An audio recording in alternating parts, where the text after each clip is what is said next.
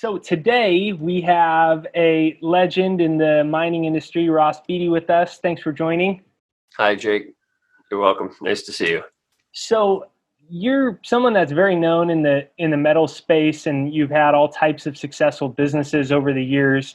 And it's a business, especially, is a similar thing I asked Keith Newmeyer. It's such an up and down business that you really have to have a good head on your shoulders. What would you think is the number one thing you've learned, or some of the top things you've learned over these years of building such a cyclical and volatile business to, the tunes of building hundreds of millions of dollars worth of companies?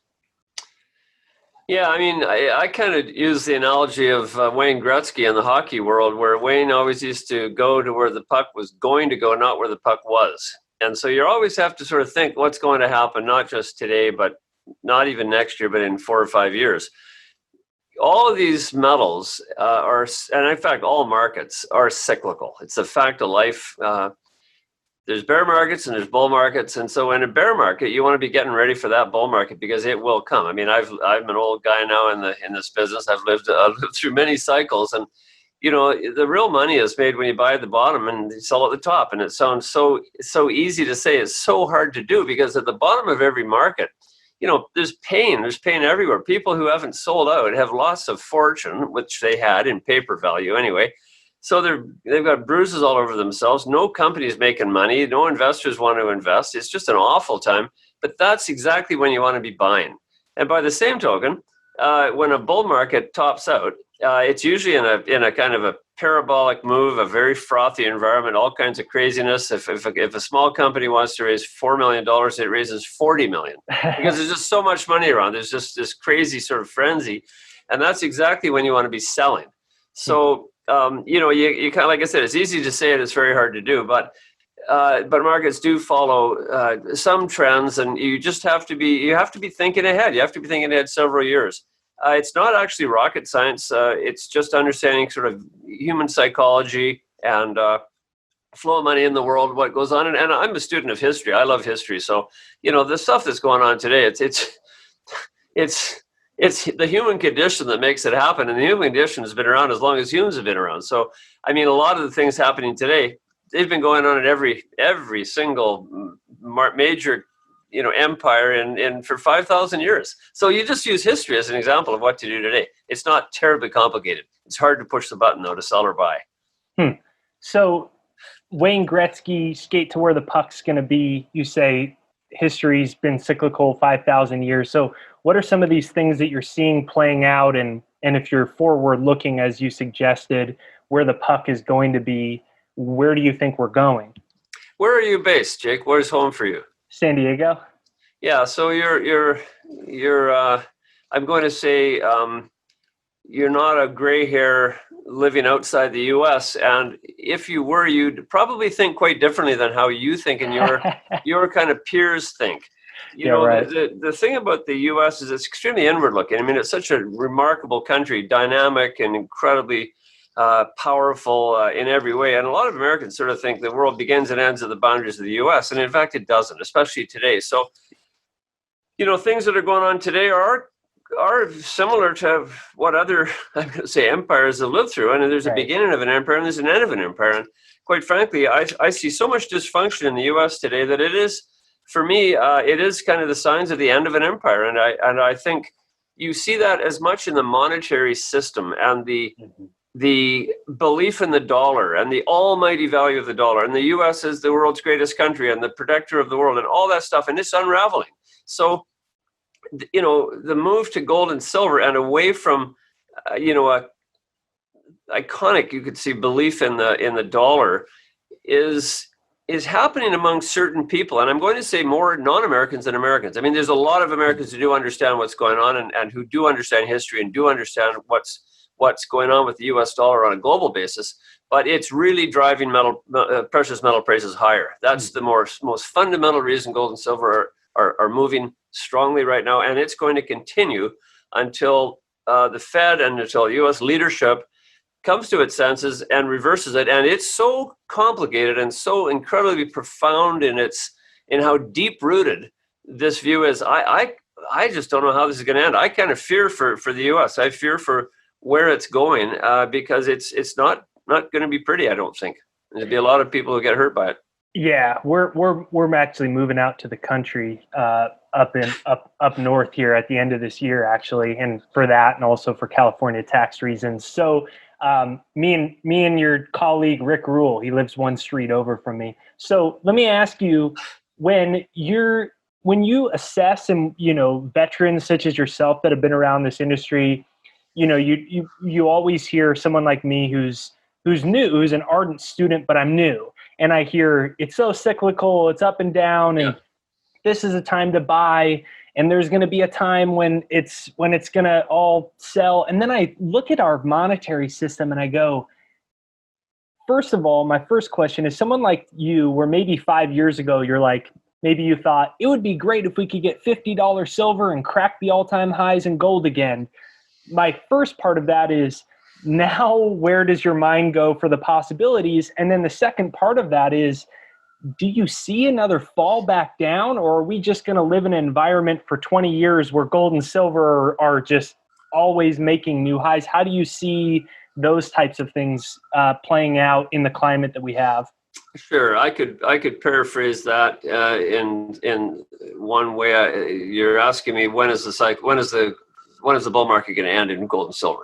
And does it change based off of how crazy this world is? Sure. Well, you mentioned Rick Rule as a neighbor of yours, and let me tell you, all of your listeners will make themselves a lot of money if they listen to Rick Rule. He's the smartest guy I know. He's the smartest investor, the best fund manager. Rick's been a friend of mine and a co-investor in many companies, all of my companies. Rick's been a seed investor since really for 30, 35 years now, a long, long time. He's just one smart guy, and he really understands the world, understands how it works. So, listen to Rick. Don't listen to me. I'm not an investor, don't forget, Jake. I'm a developer. I build companies. And I don't have the freedom when I have a company that I found, I'm a founder of. I don't have the ability to sell. I only sell once or not at all. So, for example, Pan American's been around for 26 years, and I own more stock today than I had when I started the company in 1994. I am trying to take advantage of these big cyclical moves in my own businesses to have great capital gains and ultimately great dividends. And there's a time to kind of build, and there's a time to sell in individual parts of those businesses. But I'm not really one of these guys who can actually buy and sell specific investments. And once I'm sold, I'm gone. And I click my heels and I go and put the money somewhere else. I have to be long that company unless I sell the entire company. But just coming back to your question about kind of where we are right now and what's different today, maybe, and I think I'll just talk gold and silver today. I could talk other metals or general markets, but I think gold and silver is probably what you want to hear about, because it's something that I've followed. My very first company was a gold company called Equinox Resources, and kind of my last company, probably my 15 companies later, my last company is Equinox Gold. And, that's kind of how I'm going to bracket my career. But really, today the gold bull market didn't begin this year. It began in 2016. It's now starting the fifth year, which is normally a, mature market. I've always said that this is like, the beginning of this year was like the fourth inning of the gold bull market. And then COVID came along, and now it's, God knows how long it's going to go into extra innings, but it's certainly going to go into extra innings, and it'll be higher and longer. And it's just crazy what's going on in the whole world. And it's all good for gold and bad for a lot of other things, but it's great for gold and great for my companies and great for silver. So the overriding fact pattern that is similar is how governments kind of lose their brains. They forget that they cannot borrow forever without a negative effect on the currency. They cannot spend more than they earn, or there will be repercussions. And typically that comes in the form of monetary debasement, inflation, a certain amount of mayhem. And we're seeing all of that happening today, but it's actually on steroids. It's just at even an insaner level than I've ever seen in my lifetime. And of course, none of us have gone through a pandemic like COVID before. It's what's causing this, and it's not just happening in the US or Canada. It's happening everywhere. Every country from Japan, China, Europe, North America, everywhere. They're just trying to flood money into the system. So they sort of juice the economy. I personally don't think it's going to work. I mean, it's just not going to grow things that have problems growing for all manner of reasons, from demographics to eco-based or ecology-based problems to debt problems to, I mean, immigration. There's just so many problems, I guess, brakes on growth, that I think the normal way of getting out of this kind of debt binge, which is to decrease the debt to GDP ratio for countries by increasing growth. I think that's going to be very, very hard to do this time around for all those major reasons I mentioned. And inflation, which is probably how it's going to end, but that's going to be an unhappy ending for most people who aren't precious metals investors. So, and that's more the typical way these things end. These things end with runaway inflation. Governments print so much money, they devalue their currency. The dollar has been some of an exception to that because it's the world's reserve currency. And no matter what kind of pathetic financial base the United States has, people still want to lend the money in and prop up the dollar because it is the world reserve currency. It's this tower of strength in a really for the reason that the last 100 years the U.S. has become more and more and more dominant financially in world affairs. But that's cracking now, and we've seen it just in the last couple of weeks where the dollar's weakened a bit. Gold prices have gone to record levels. Silver's up. Every other commodity is up because all commodities have an inverse relationship to the dollar. If the dollar weakens, basically all commodities are going to do well, especially gold and silver. And so I can see that continuing to happen. I just don't think that the stimulus is going to have the right effect on global growth. That'll lead to problems, and to some degree, sadly, gold and silver are going to be the beneficiaries, but it's not going to be a happy world, I don't think. Yeah, it's such a weird dilemma where it's like you want to see it keep going up as an investor, but you're like, at what point do I want it to stop, kind of?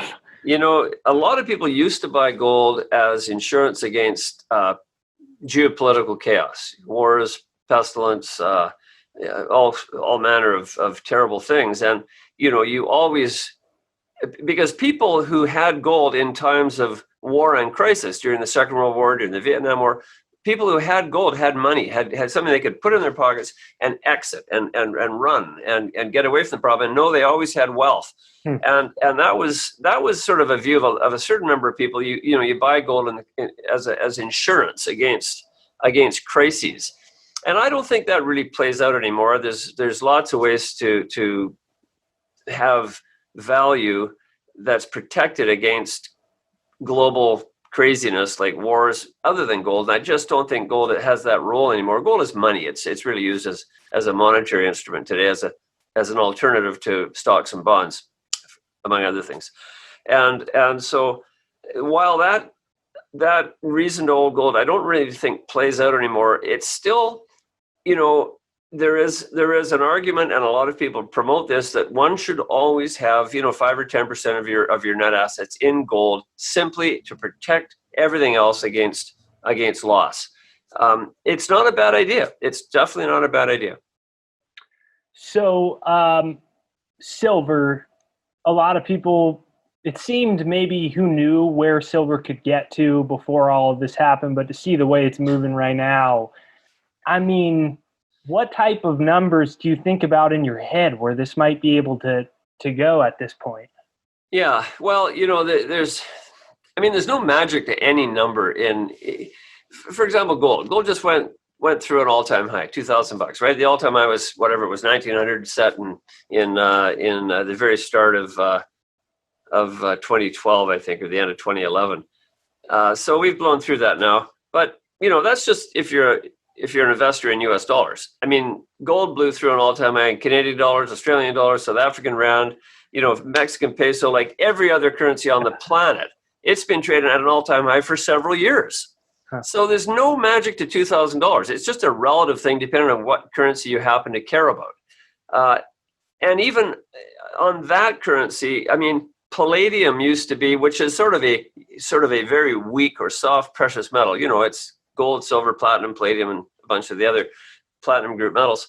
Those are kind of the more classic or traditionally thought of precious metals. Palladium, it's really an industrial metal. It was trading for $170 in the mid 80s, and today it's 2,100. It's even more valuable than gold, and yet there's more demand for palladium than there ever was. And so, gold, precious metals they're kind of like wild animals. They don't really have a lot of traditional economics that apply to them. And so there's no ability to really predict the price of gold and silver per se, or the timeline when it's going to hit it. It was a relatively easy projection, I think, for many people like me and Rick, for example, to say a year ago or 2 years ago, which is something we were very vocal about, that gold was almost certainly going to blow through its previous high. But nobody knew when, nobody knew to what price, and nobody still does. I can just say, as long as the world macro environment is similar as it is today, you're going to see gold continuing to trend higher for a very long time. The second those factors disappear, you're going to see gold correct, and that's who knows when. Interest rates have to go up. Inflation has to be dead or go to deflation. Those kind of things could happen to hurt gold. Do you think you'll ever live in a world where that will occur?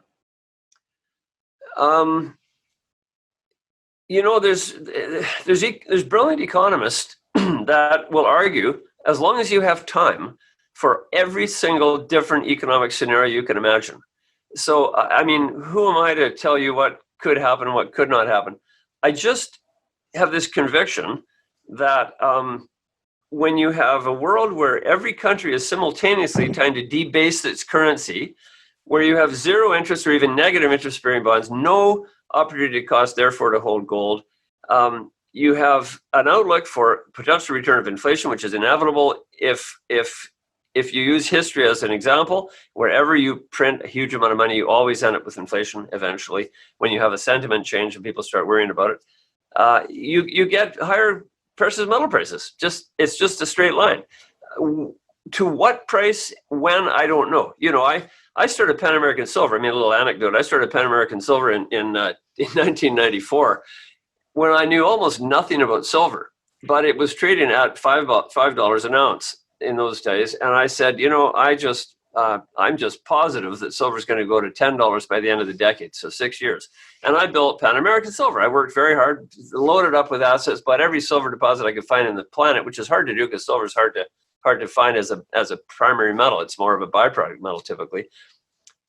And I just promoted like crazy that silver was for sure going to hit $10, and the Pan American shares were going to go to the moon. All of our useless, worthless properties, which had no value at $5, were going to be incredibly valuable at $10. And I was a good promoter, so I was, people believing, bought the stock price went up, and of course, sure enough, at the end of the decade, 2000 came along, silver was at an all-time low. It hit $4.03 in November, I think it was in 2001. So I was dead wrong about the metal. All my wild talk was just based on ignorance. The more I learned about silver, the more I realized I didn't know. So I'm much more kind of moderate now than I used to be. In any event, luckily we built a company around that. We bought at the right time. You buy when things are cheap, and there's real value there. And then in 2002, 2003, we had this happy run. Gold went from a bear market to a bull market. China was expanding. All metals had this incredible decade, the super cycle. It blew out in 2011. We had sort of 3 or 4 years of terrible markets, and for the stocks, really that bear market didn't end until last year. And then finally now we have this beautiful bull run we're having that's coming again. So that's a very long way of saying I have no idea to what the price will go and when it will hit that high. But I am very comfortable saying to you and everybody listening that we are in the middle of a bull market. We are not at the end, and we're not at the beginning. Keith Neumeyer told me Isn't that helpful? No, that was not helpful at all. Let's end this interview. So I was doing an interview with Keith, and Keith said that he sat down with the head of Samsung, and he said they were very worried about potential shortages in silver. And, you said you're not actively running Pan American anymore, but you're still very much in the conversations and hearing about everybody's meetings and calls. What do you think about the about a potential supply? Do you think there is a real potential for a hard supply squeeze and it having an effect as the industrial demand continues to grow? Do you think that could have a real pinch on it? Well, the cure to supply constraint is higher prices, because the way the world works, the way geology works, the really high grade deposits are economic at low prices, and those high grade deposits are largely gone. There's a few left here and there, and this is not just silver; it's every metal. But as the price goes up, you can mine economically lower and lower grade deposits, and there's lots of those. So the challenge is that today, with 7.6 billion people in the world rather than just 2.5 billion when I was born, it takes a lot longer to build a mine. It takes a lot longer to develop one once you've discovered it. To get a successful deposit from discovery to production today averages closer to 20 years, whereas it was only 3 or 4 years, Oh, wow. 20, 30 years ago. And that all speaks to supply shortages. So I can see, even though the price has gone high, normally that would stimulate new supply. But we haven't explored a lot for silver or gold or most metals for 7 or 8 years. Exploration funding has been limited. Big companies have cut back on exploration. And this always takes time to come along. So there's going to be a lag, but eventually there'll be a supply response, because there's lots of silver in the crust, there's lots of gold in the crust at low grades, and eventually, if the prices stay high, that will come out into production. That'll usually cause more supply and therefore lower prices. That's how it happens. That'll be interesting to see it play out. So let me ask you: you become incredibly successful in the mining industry, and it seems like an industry that probably eats a lot of people alive that want to be the next Ross, and they get their company, and it's so volatile, things go up and down. What do you think's made you and Pan American so successful? Well, I think it's not just Pan American; it's all the companies that I've been lucky enough to work. What do you think build. it is in you? Yeah. What do you think the main success principles that really helped it? I think more than anything, it's being exposed to luck. I've been extremely lucky. I've been extremely lucky in a lot of different ways, but you have to be exposed to luck. So you have to have a good reserve, a good asset base. You have to work with good people. You have to be honest to your shareholders. There's certain basics that if you follow, I think you have more than odds on likelihood of success. You don't have 100% likelihood, but you have more than maybe someone else who doesn't follow those kind of basic rules.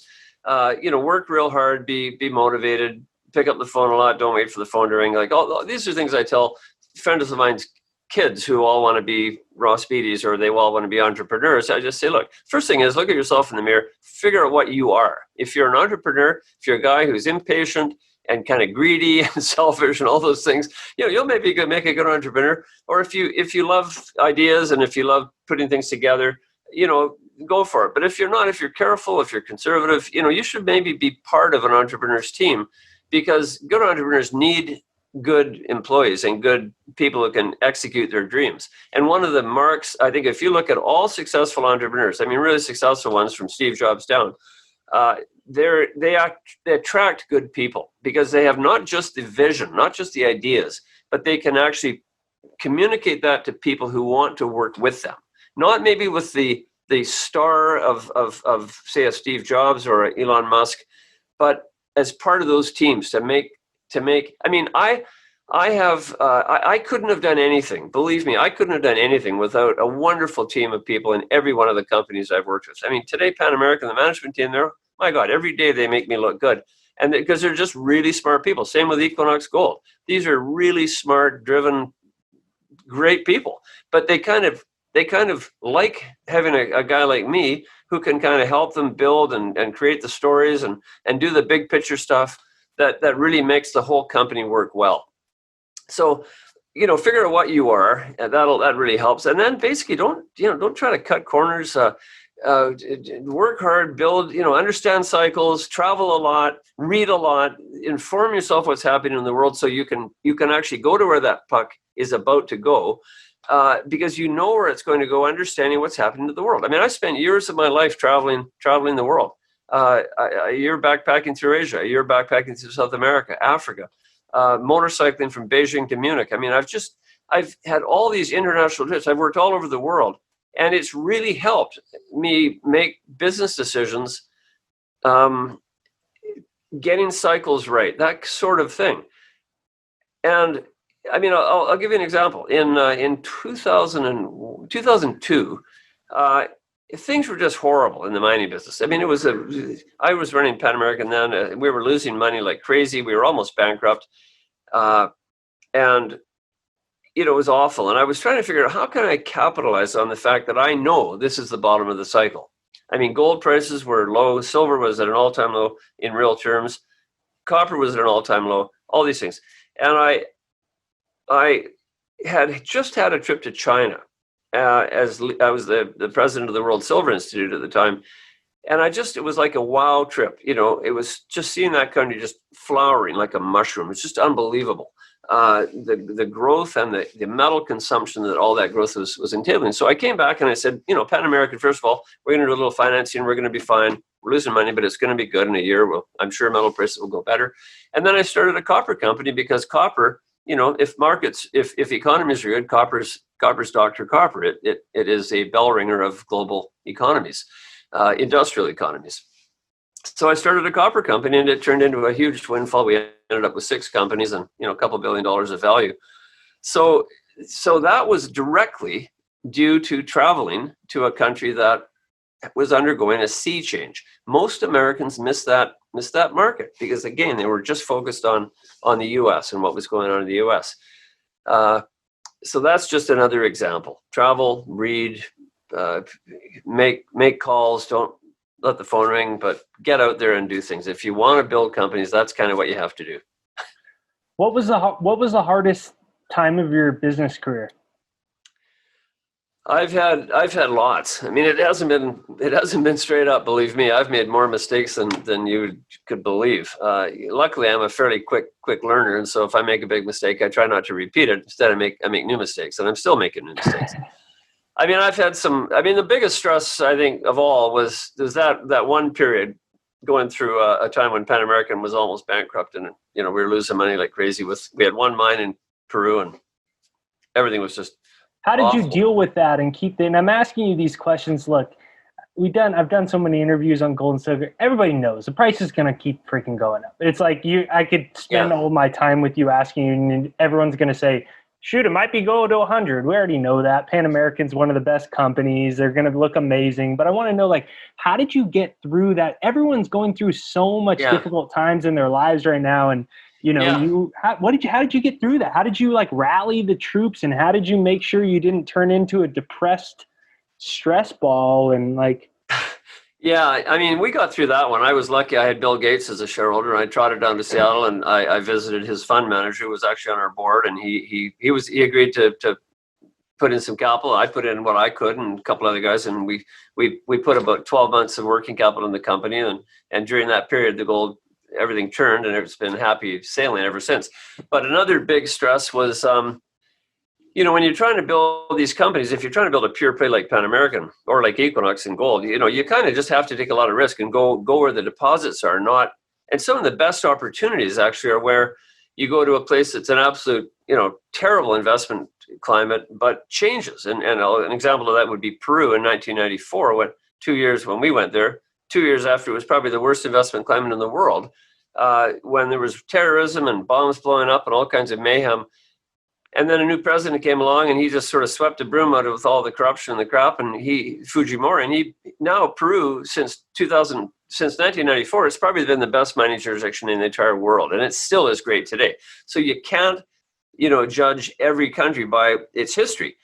On the other hand, the worst in my career, I would say the most disappointing, the most awful experience was spending 4 years in Russia, from 96 to 2000, where Pan American got a hold of what was the world's third largest silver deposit, spent 3 years just breaking our brains in a crazy madhouse country, corrupt and chaotic, and yet we had this beautiful deposit. So we had the reward of, could we build this mine that would become a really giant pure play silver mine that would make Pan American the biggest silver company in the world, which is our objective at the time, still is, and match the risk of working in Russia, where every single company, bar almost one or two, like hundreds and hundreds of Western companies had gone there and had been blown up by the craziness and the corruption that was involved in Russia. And I said to our investors, look, it's a risk reward thing,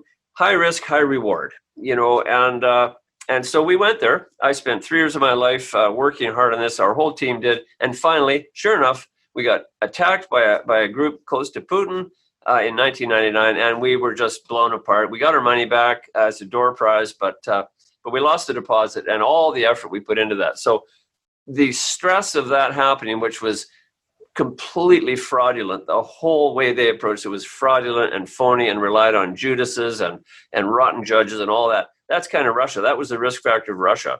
Would I do that again? I don't know.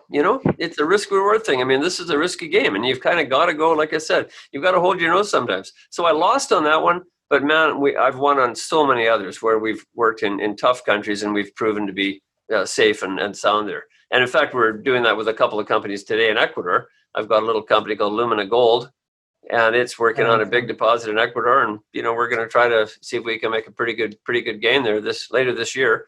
And a little junior, even smaller company called Luminex Resources, that's more of a classic exploration play. We'll see. I mean, Ecuador's not for everyone. It's a country that's had a pretty checkered history in the last 20 years.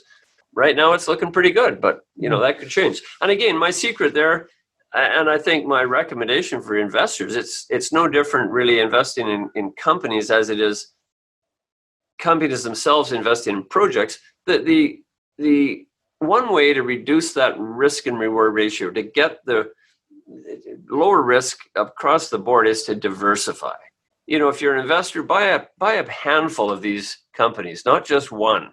You're not going to put all your eggs in one basket. You're going to have a lot of baskets and a lot of eggs. And it's the same thing with companies when we invest. So Pan American today has 11 mines in I think 7 countries. Equinox has 6 mines in 3 countries. So, any day, Mexico could go upside down and Peru could be wonderful, Brazil could be wonderful, or vice versa. And you never really know. There's so many extrinsic factors in this game that affect value that you are beyond your control. One of the solutions to dealing with that is diversification.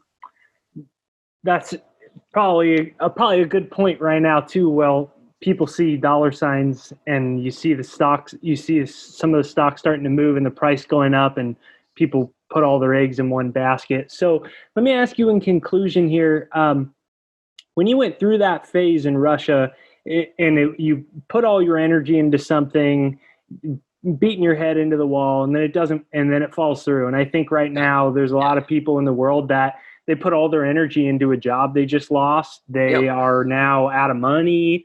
They're just overwhelmed by it. What advice do you have for people that are just going through that right now and trying to keep going? It's just a horrible thing. And I mean, anybody who's in the oil and gas sector, oil and gas services especially, is going through that right now, where the whole fundamentals of their business is disappearing. Or coal, thermal coal, that game's over. That party's over. Sorry. The world atmosphere is warming up, and like it or lump it, we got to stop burning fossil fuels. You've got to get into something else. So again, I think you read the tea leaves. You don't try to pursue something that's a dog that has no basic fundamentals or future, and you shift. You just shift. You've got to get into something else. You got to pick yourself up, dust yourself off, and move on. I've done that literally hundreds of times on exploration properties that I just thought was, I thought I was discovering the next Carlin gold mine. I mean, just the world's greatest gold deposit or silver deposit or copper deposit or whatever. And, I drill a hole or a few holes, and I'm right for every reason except it doesn't have the metal. It has everything going for it, but it doesn't have the metal, and therefore the whole thing is worthless. And you just have to sort of write it off. Instead of drilling more and more holes, you got to say at some point, you know what? This property is a dog. Move on. And if you tell investors that you're going to take their money and you're going to put into that deposit, you drill it, you have no success, you go back to the investor and you say, you know what, I didn't have success, but I've got another project over here that I think has good opportunity as well. you know what they'll do? They'll probably say, here, you can have another $1 million or whatever, because you've done what you said you were going to do.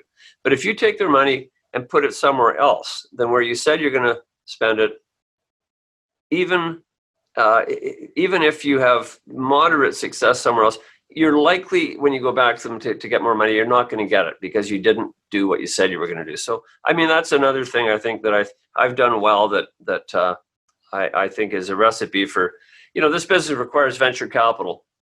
You've got to go to people who are willing to throw money at a gamble, and as long as they think that that gamble's going to be properly tested. If you fail, they kind of understand the odds. If you succeed, they're deliriously happy. But if you fail and you have another opportunity, they're probably going to let you do that again. And eventually, if you do that, you're going to have success, I think. So my advice is for people who are finding themselves in tough situations is just turn off the phone, sit back, think about where the world is going, and then try to get involved in that direction rather than a kind of a deadbeat end that will just make you miserable for the rest of your life.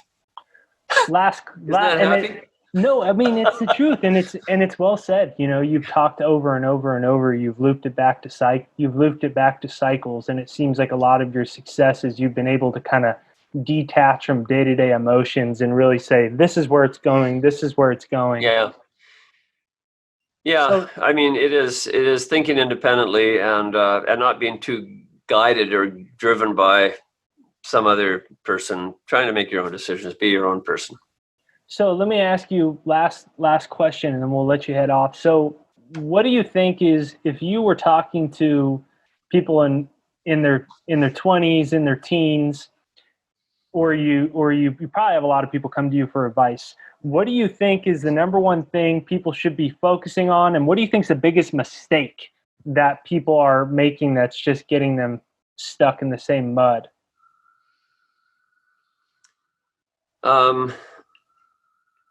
Well, I could speak about that for a long time, but I'm not going to. It'll bore me even. I guess try to think. This is, as I said again and again, this is a cyclical business we're in. Think longer term than just a week or a month or even a year. Think longer term.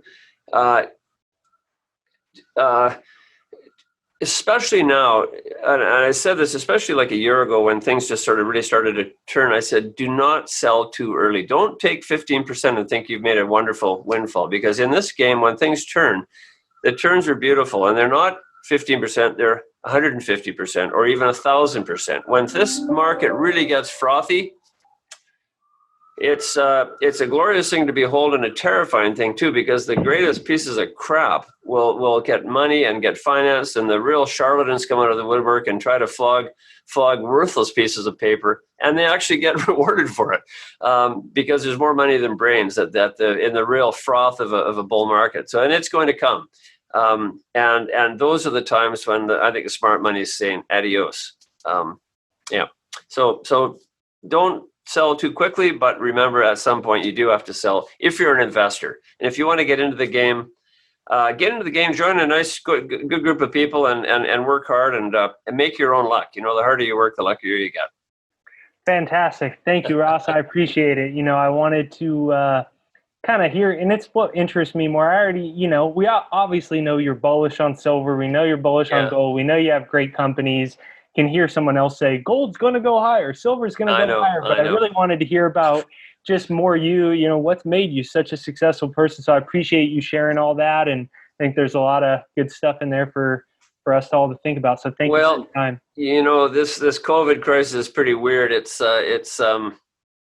It's really affecting everybody and everything, and nobody really knows how it's going to end. I don't think it's going to be very pretty, but it's eventually going to end. There's going to be a vaccine, and we're all going to kind of get back to work. But at that point, I will have shaved off this dreadful little Monsieur Poirot mustache, and I'll be hairless from the nose down, back to the old Ross, and when I shave off my mustache, that'll mean COVID is over. We can get back to work, and I can't wait for that to happen. Hey, and maybe at that time, Pan American will be in triple digits. Maybe. Let's hope so. Wouldn't that be sweet? All right, good deal. All right, thanks, Ross. My pleasure.